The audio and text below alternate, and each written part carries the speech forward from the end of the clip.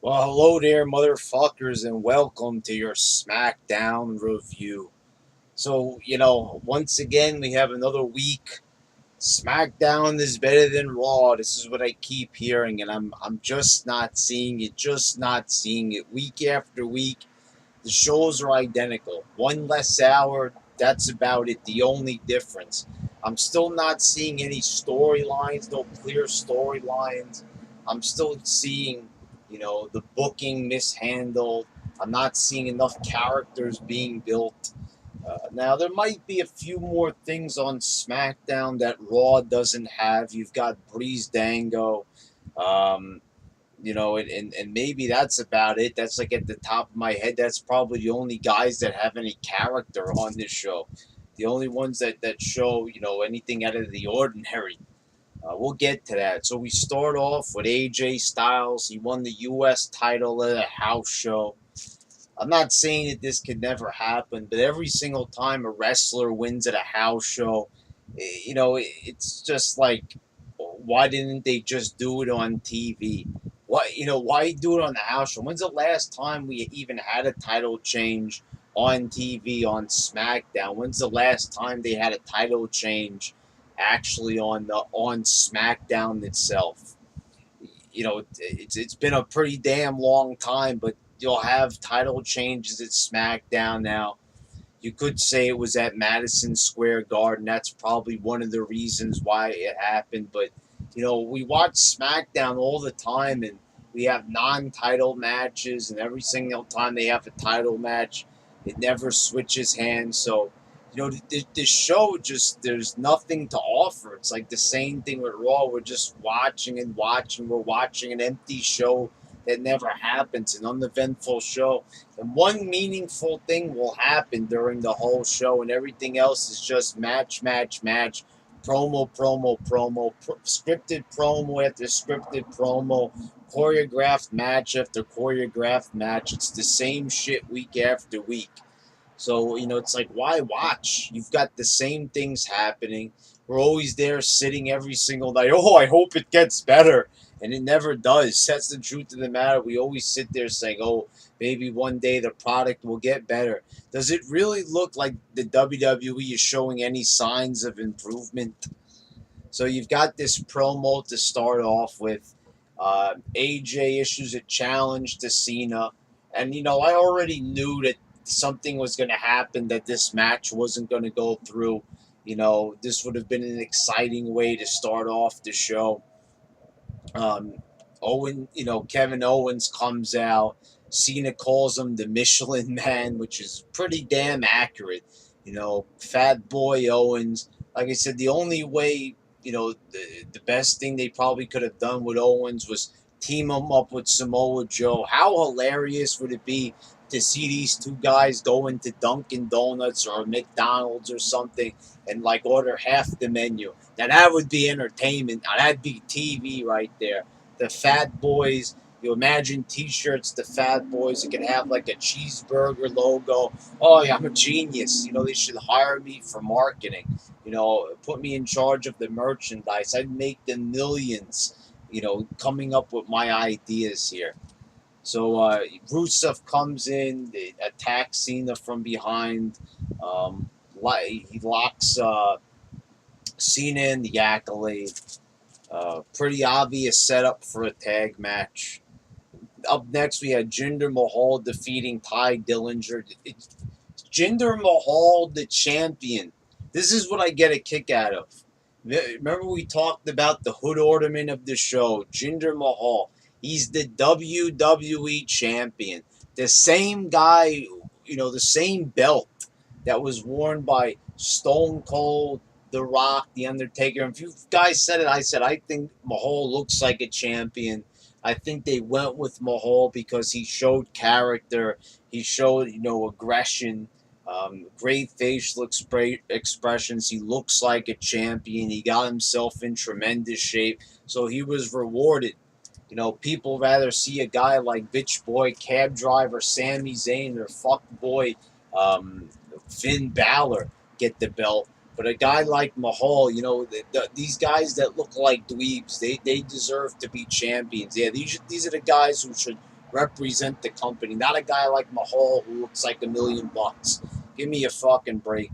But the opening match on the show against Dillinger, 10 again with this dweeb, another guy that the YWC loves.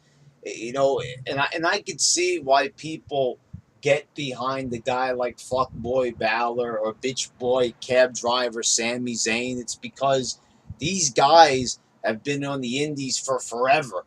And what's his name? When fuckboy over there used to be called Prince Devitt, everybody used to go crazy over him. PWI used to go crazy over him. Meltzer Magoo used to go crazy over him. He was basically a wrestling journalist wet dream. So you could see why the fans would just be parrots and repeat the same thing that they used to hear back in the day. Oh, he's a Japanese savior, and the guy's not even Japanese. He wrestled there, but he's not Japanese. But guys know what I've said before. If a guy's wrestled in Japan, that means that he's a golden god. So I could see why they'd get behind a guy like that. But a guy like Ty Dillinger, what has this guy ever done? I mean, when I take a look at him, he looks like he should be carrying one of the other wrestlers' bags. I mean, for God's sakes, the guy doesn't look like a star. The guy holds up both his hands, and people think that he should be a world champion. You got to give me a fucking break here. Look what I could do. Does that mean I should be a world champion? Does that mean I should get paid a salary of $1,000,000 because I can hold up both my hands and scream 10 at the top of my lungs? Oh, what charisma, what talent. Let's push this guy. Oh, he's being buried. You got to be joking. A guy like this should not even be on the main roster. Shouldn't even be in developmental. Why is this guy special? Why does this guy deserve a spot? But what does he do? When he climbs up on the turnbuckle and punches people in the head, the crowd likes to chant 10 when he lands every punch. Oh, wow. That'll sell T-shirts. That'll put asses in the seats. You got to be kidding me. And so we're opening the show with the U.S. title. We're not even closing the show with the World Championship. It's just like the World Champion's there. So it's like they gave him the belt, and I listed the reasons why. But it's almost like they're like not treating him with any respect. They've given him the belt, and we're just going to make you a guy who holds a belt and not make you feel like an actual champion. And that's not Jinder's fault. It's the way they're booking this crap. And I've said it time and time again. Who the hell is booking this shit? Is it McMahon? But if it's just McMahon, doesn't McMahon realize it's the World Championship? This guy's the hood ornament of the show, and you're going to relegate him to just the first match on the card. At the end, he addresses Randy Orton. Orton's nowhere to be seen on this whole show. He's not even on the show. The challenger for the title is not even on the show. How could this even be considered a feud when Orton's not even there? He says he's going to bring the Punjabi prison next week. So I guess Orton will be there. Maybe, he'll smash his head on the side of it or something. I don't know. But what a huge disappointment. I was excited for this Jinder Mahal title run. It's very lackluster. I mean, for God's sakes, forget about him being the hood ornament. They're just putting him on the show, just shoehorning him in there. And Orton, the big star, right? The 10-time, 11-time champion, whatever the hell he is. He's not even on the damn show. Doesn't even have a match. Doesn't even have a promo. Just a mention of him. That's it in passing. And this is one of their major stars. Like, what are they doing in this company? I remember at a time when they couldn't get enough of Orton. Now they don't. They barely want to feature him on the show. Xavier Woods defeated Jey Uso. Okay, they're going to have another tag match at the pay-per-view. So now we got to have New Day members versus individual Usos. Okay. Meanwhile, Jey Uso's like balancing himself on the top rope like a fucking goofball as Xavier Woods drops the elbow. I mean, it's almost like that Del Rio finisher, the one that he had right before he left WWE, where the guy would like hold his hands on the top rope as he came crashing down on him. Wrestling is fake, but I've said it is up to them to book the shit to make it look real. And to make it look that fake, to make it look that fucking fake is unacceptable. Jey Uso's like, oh, am I in position? And you got a good shot? I mean, like, give me a fucking break here. What a joke. That's Xavier's new finisher. To make it look as fake as possible. It's bad enough they make these guys act like nerdy goofballs every week, but also a shitty finisher to top things off. Baron Corbin came out for his match with Nakamurphy. Nakamurphy and him brawl, and we don't end up having a match. I don't understand this. So Samoa Joe attacks Brock Lesnar before the match, but we end up having the match. Nakamurphy attacks Corbin before the match, and we don't have a match. Why does it just end? And Corbin runs away like a little bitch. Corbin just won the Money in the Bank. It's like the same thing I said during my Raw review with Big Cass. Why do they have to make every single heel on the roster a little bitch, the chicken shit heel? Everyone's the same cowardly heel. Not all heels throughout the history of this company have been chicken shit, contrary to popular belief. You know, heels actually used to always get one up on the baby face all the time. But here it's like, well, Corbin just won the briefcase, just as Big Cass had just won against Enzo, and he was just, coming into his own as a single star. Right away, they have to trot out the Big Show to beat his ass on Raw in front of everybody, killing any heat that Big Cass already had. Then, you've got Corbin, who just won the Money in the Bank, and they can't wait to have Nakamurphy kick his ass. Like, isn't any of these heels allowed to have any heat? Especially when they've just finished doing something major with each one of them. I mean, this guy's the Money in the Bank. He's, you can pretty much guarantee he's going to be a world champion. But instead, no, let's just beat his ass down. Like, you got to be kidding me. How do they expect to build this guy up when they just kick his ass right away? I mean, it's okay to have, Nakamurphy, like, kick him or something, but for fuck's sakes, I mean, also look at the size of a guy like Corbin. Nakamurphy should not be one-upping Corbin. That in itself is just unrealistic and just would not happen.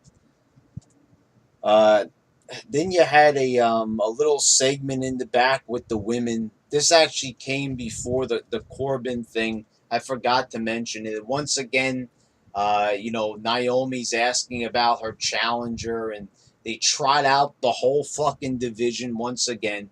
And this is what I've been saying, at least on Raw, when you had Charlotte, she was able to have an individual promo. Here, she's just surrounded by all the fucking goofballs. Every single woman on the roster has to be trotted out there. And they've been doing the same thing on Raw. At least, even though I was sick to death of it when they had Sasha and Charlotte, at least they individualized it a bit, where it was just a feud between two girls. Now, like, ever since they had this last draft and they shifted the girls around, every single segment has been like all over the place. It's been a shit show. Just like with Alexa Bliss on Raw. Bayley's pinning her. Sasha's pinning her. She's getting pinned by two different people. It's like, who is she in the feud with? And they're doing the same thing here. They keep having 6-pack challenges, 5 ways, 4 ways, 7 ways, 8 ways, 9 ways, 10 ways. How many matches are they going to have with multiple people to decide a number one contender? Once in a while it's okay to have these multi-person matches, but all the time we're going to have 6-way matches, 5-way matches every time they want to decide who's going to fight Naomi for the fucking belt. Isn't this a little bit tiresome?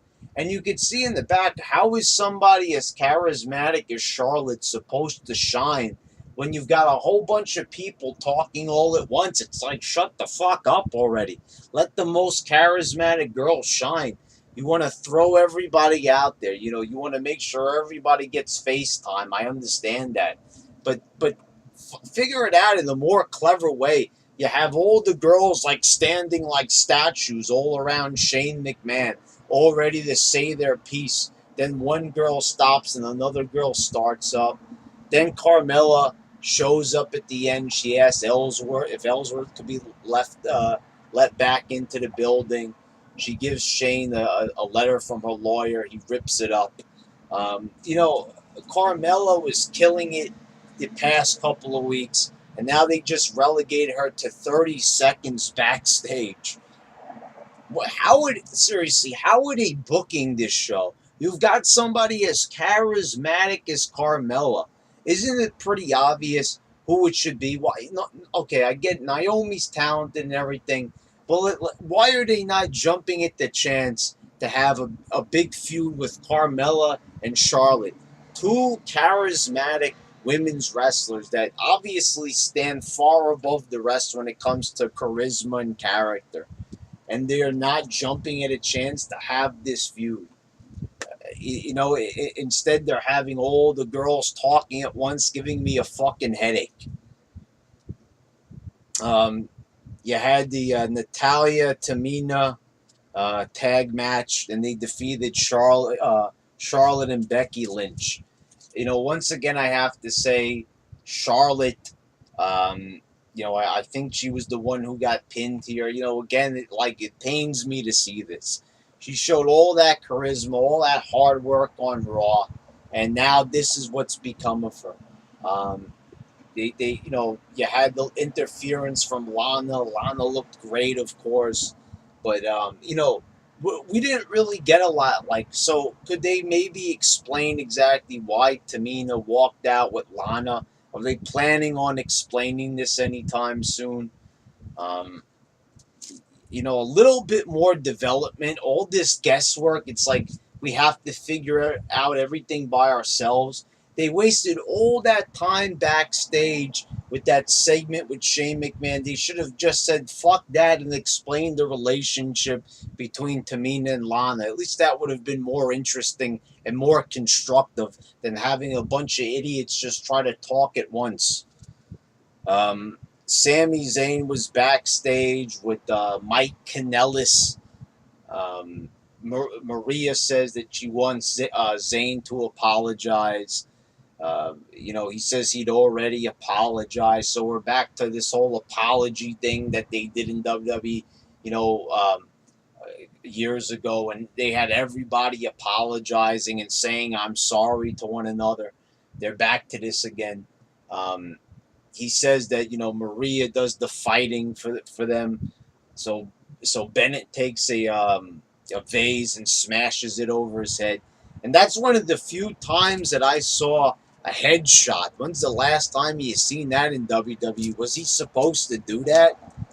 And it's also a good point. It's like they got this guy to come in here, Mike Bennett, along with Maria Kanellis.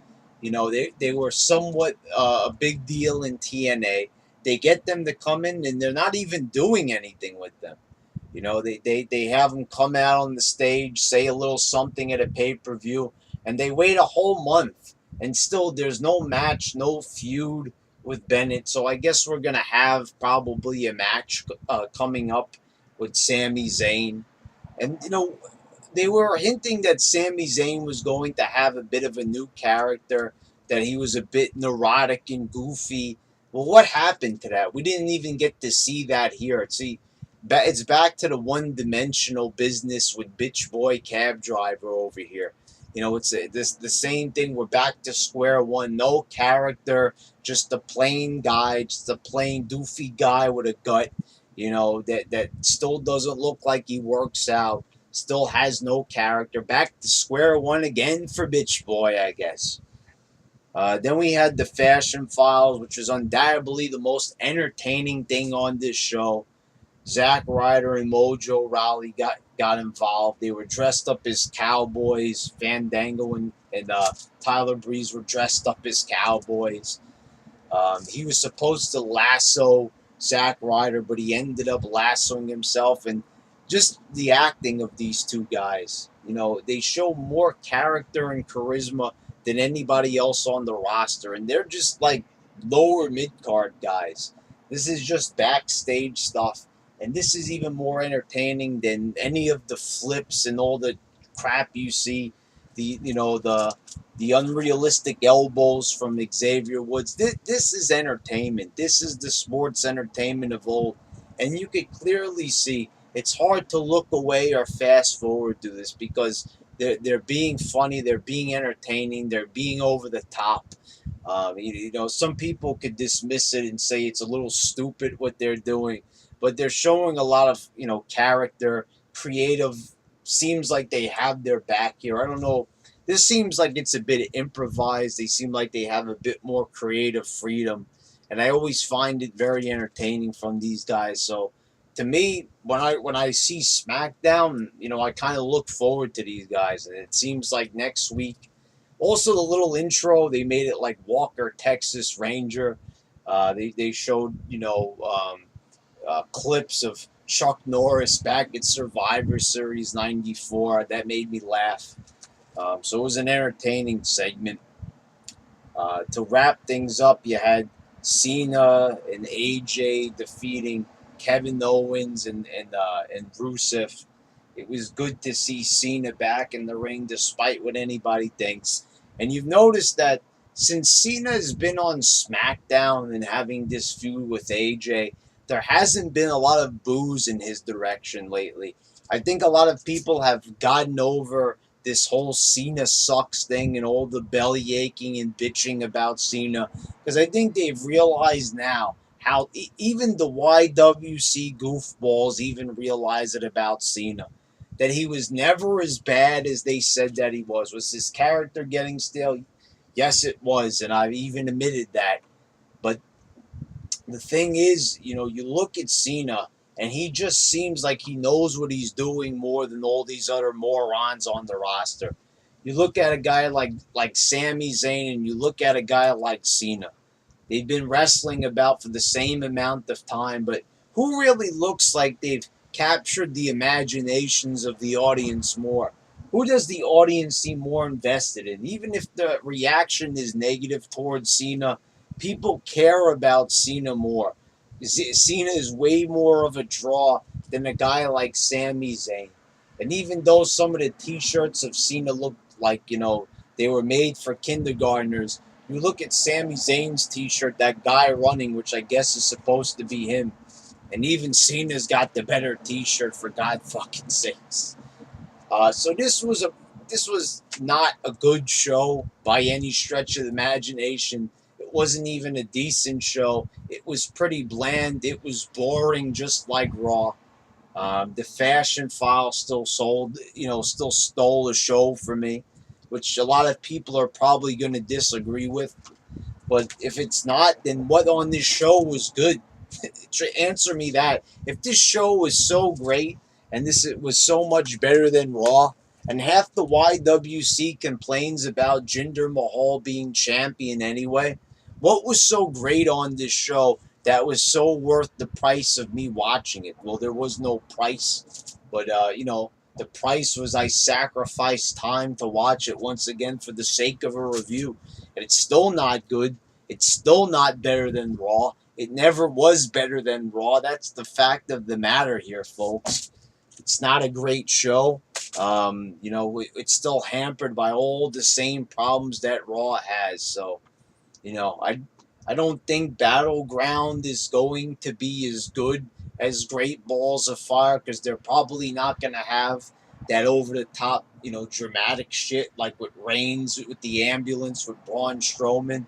We'll have a Punjabi prison match, and that's about it, because they're done doing dramatic stuff. They already gave you one big moment at the pay-per-view. Now to them, they're good for a year probably. Oh, that's all we need to do. And meanwhile, back in the day, we would get that shit on a weekly basis. Now you get it like once every 8 months, maybe once a year, maybe once every 2 years, to be more realistic about, all right, motherfuckers, there you go. There's your SmackDown review. Until next time, your YWC champ signing out.